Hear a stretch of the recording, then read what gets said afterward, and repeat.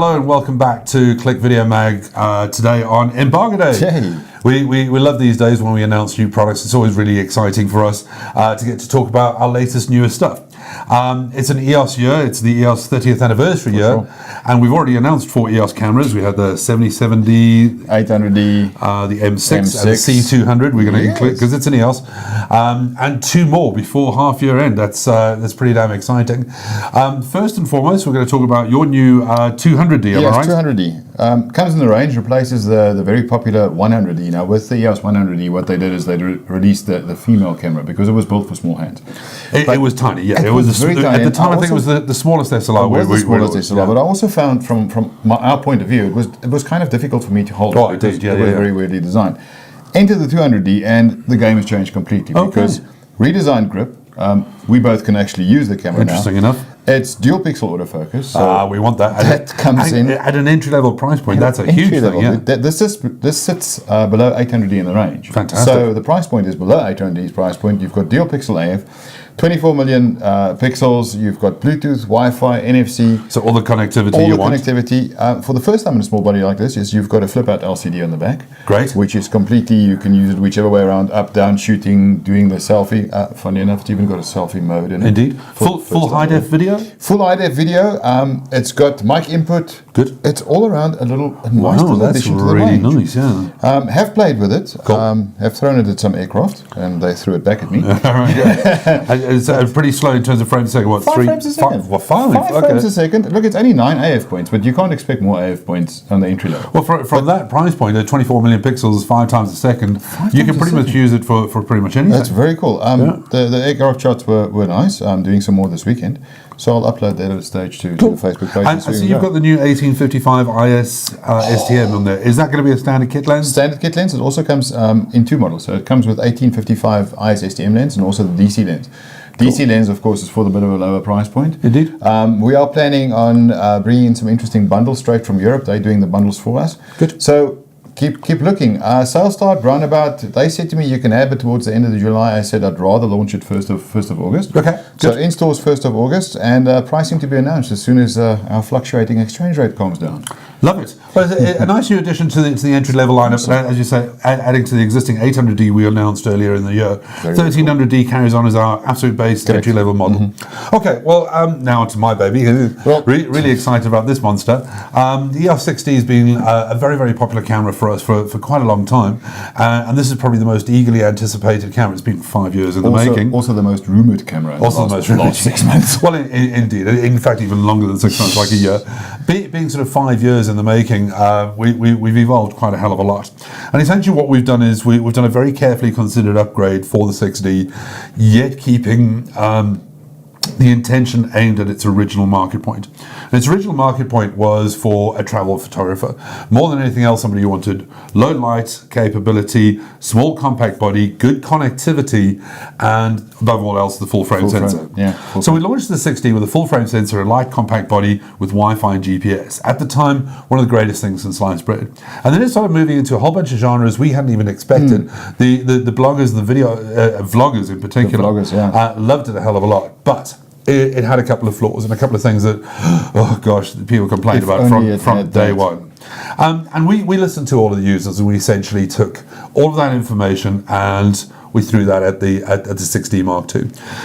We improved the sensor. It's now a 26 million pixel sensor, but taking hallmarks from the 80D and the DX2 with the dynamic range that evolved into the 5D4. The low light capability on this camera now as a base setting goes up to 40,000 ISO.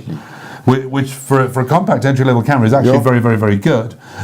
So that is a main setting straight off the bat. Gives you incredibly good quality, good dynamic range, good low-light capabilities. As an added feature, the frames per second went from 4 to 6.5 frames a second.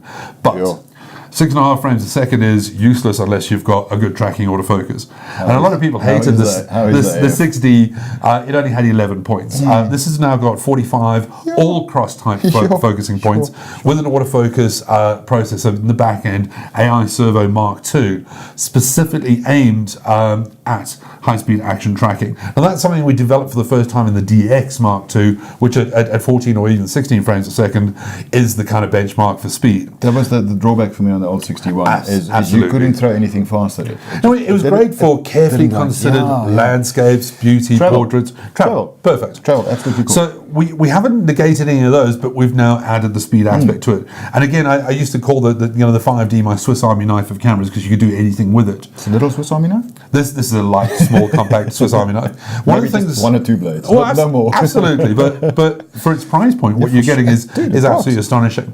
All the bells and whistles you'd like, your Wi-Fi, NFC, and Bluetooth, like you have on your connected models. The GPS unit is still in there, and again, for people geotagging their journeys, for very, very cool. travel bloggers in particular, really astonishing. And then they did some cool things. So video, you've now got full high def, 1080p up to 60, which is really, really cool for a majority of environments.